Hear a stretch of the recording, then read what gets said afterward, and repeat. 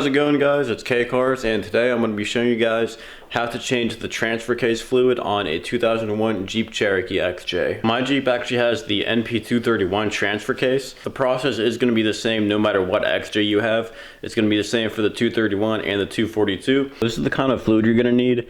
It's Mopar ATF4 MS9602, and this is exactly what the owner's manual recommends. So that's what I'm going to use. It is automatic transmission fluid, but that's what you use for the transfer case. You're also going to need one of these fluid pumps just because the drain plug and fill plug on the transfer case is vertical, not horizontal. So there's no way to actually get a funnel in there. So that's why we're going to need a fluid pump so you can actually pump the fluid into the fill plug. We're actually not going to be driving the Jeep up on the ramps this time, just because with the front end raised up like that, it will help with draining the fluid a little bit better, but then you're not going to be able to fill it up all the way because it's going to be like on an incline like that. So you're just not going to be able to get the full amount in there because it's going to be draining out. I actually bought this fluid off of Amazon because I couldn't find it at AutoZone or Advanced Auto Parts. I believe it was about $11.50 per quart. So I believe it takes 1.5 quarts, so I just got 2 quarts right here. So let's go ahead and bring the Jeep inside and get started. Alright, so this is the transfer case. Up here you have the fill plug and this is the drain plug.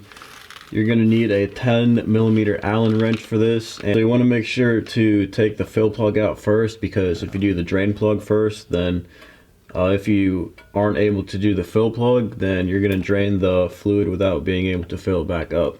So that's why I'm going to do the fill plug first, and it will drain a little bit from the fill plug, but then once you take the fill plug out, you're going to get the rest out with the drain plug. So we'll see how this goes. Okay, so it actually wasn't as tight as I was expecting, so that's good. Just gonna get it hand tight here. I think I might have already saw a little drop. Just down here just in case. Okay, so now I have it hand tight, so I'm just gonna unscrew it all the way. We'll see. Okay, so nothing came out of there. That's good. So it might not have been filled up all the way. Now we're gonna do the drain plug. So the drain plug wasn't bad either, which is good. Don't have to fight it too much. So I got the drain plug hand tight, so now I'm just gonna loosen it by hand. And there we go. Now, like I said, it is only 1.5 quarts, so it's not gonna be draining too long. I'm probably just gonna let this drain for a few minutes now, and then come back and put the drain plug back in, and then show you guys how to fill it back up. Alright, so now I'm going to go ahead and flush out some of the transfer case fluid. This is the same thing that I did whenever I changed the oil. So what I'm going to do, since I have some extra fluid, is just put some in the fill hole while the drain hole is still unplugged. So that way it'll just get most of the old fluid back out. So this is where you're going to need the pump, and make sure you know which side goes where. So for this pump, I believe this is the bottom of it. Goes in the fill hole because that's where it's going to be coming out of. Then obviously the other side goes into the bottle. I don't know if you guys can see that, but I have the bottle right here. Alright, let's see how this works. Nice. There you go, you can see the fluid flowing a little bit. It's just filling up the pump right now. You know, probably. I don't know how well you guys can see that, but there it is. You can see it's going into the transfer case.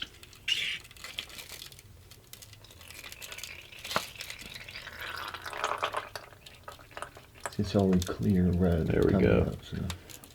Yeah, you can definitely tell it's the new stuff coming out because it's red. Yeah, we're just gonna let that drain out for a bit.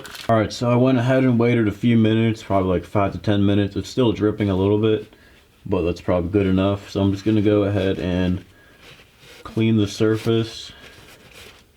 It's also a good idea to clean the threads of the drain plug and the fill plug. And once you finish cleaning it, you just want to go ahead and thread the drain plug back in. Okay, so you don't want to over tighten it, but just make sure it's tight. So that's probably good enough. Then I'm going to go ahead and clean it again with a paper towel. Alright, and now you're ready to go ahead and start pumping the new fluid back in. So it's supposed to take 1.5 quarts, but I'm just gonna keep going until it starts coming out of the fill hole. You wanna make sure you have the pan right below it because like I said, it is gonna be draining a little bit once you fill it up all the way.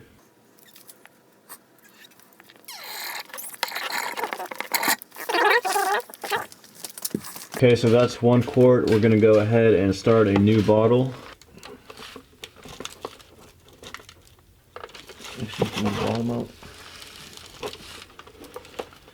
Alright, so we got the 2nd quart in, so now we're gonna keep pumping up and see when it starts coming out.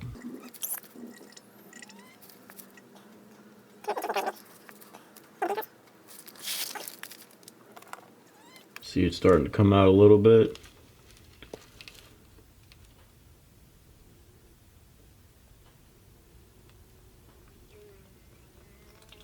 That's probably good.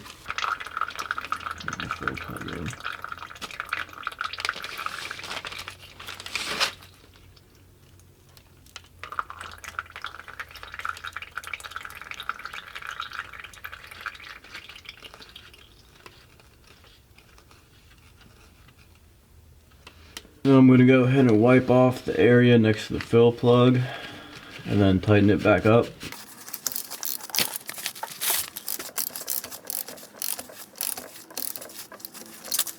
And that should be good. You just want to make sure to keep the area clean, so I'm just going to wipe it down again.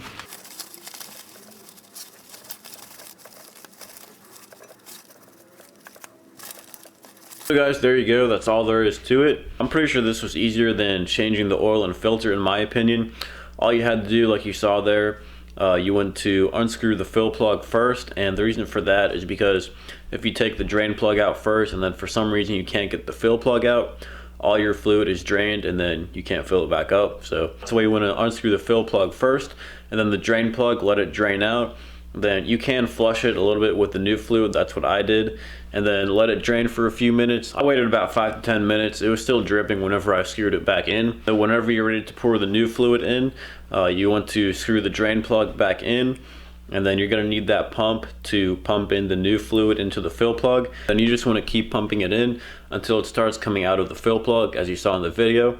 So it's really that simple. Like I said, I think it's easier than changing the oil and oil filter. Like I said, the owner's manual does say to use Mopar ATF4 MS9602. That's automatic transmission fluid, but that's what you use in the transfer case. So I just went ahead and ordered that off of Amazon because I couldn't find it in Advanced Auto Parts or AutoZone. And like I said, it was $11.50 per quart, and I got 2 quarts. So it was about 25 bucks for both. And then the fluid pump, I think, was about $13. Altogether, it really wasn't too bad. And you really don't have to change the transfer case fluid that often. And if you guys want to see a video tutorial on how to change the oil and oil filter on this Jeep XJ, I posted that video, I think, last week. Make sure to go check it out. And I do have a lot more plans with this Jeep.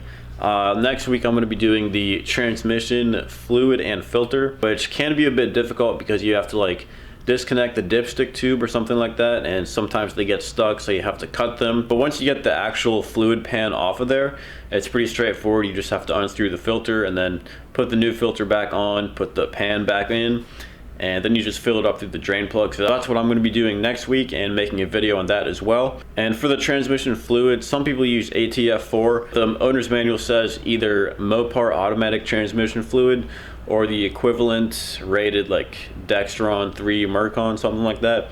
So that's what I'm going to be using, and I believe it's 4 quarts of that. You're also going to need a new gasket and a filter. Just got that off of Quadratech. I think it was about 22 bucks, so not bad. Like I said, I am going to be doing that next week along with the air filter and some more maintenance things. Like I want to get rid of some of the rust on the undercarriage. I want to undercoat the whole Jeep with POR 15, get rid of some of the surface rust on the body of the Jeep, and paint over it with Patriot Blue, which is what this paint is called.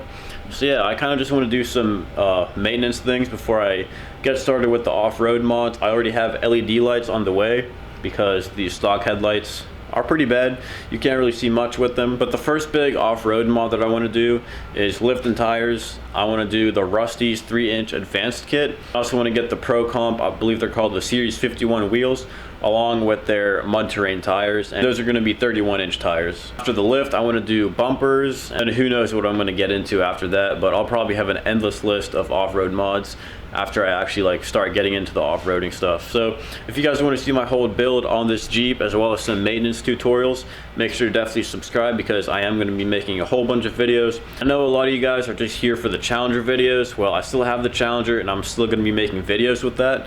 But like I said, I do have this Jeep now, so I'm kind of going to be mixing in the videos, just doing some Jeep stuff as well as Challenger videos, and then some general car stuff. And this summer, I am going to be doing a lot more Challenger videos, probably less Jeep and more Challenger, because I don't know if you guys follow M.A. Jafari on Instagram, but he has a pretty nice 392 Challenger TA. It's Destroyer Gray. It looks amazing. He takes some really awesome pictures, and I'm going to try to do some collabs with him out there. So that should be a pretty fun summer. It should be a lot of fun, and definitely going to have a lot of Challenger videos for you guys this summer. I'm also going to be hoping to visit some more drag strips and get you guys some drag racing footage, so it should be a fun time. So like I said, if you guys liked this video or found it entertaining or informative, make sure to like, comment, and subscribe. And as always, thanks for watching.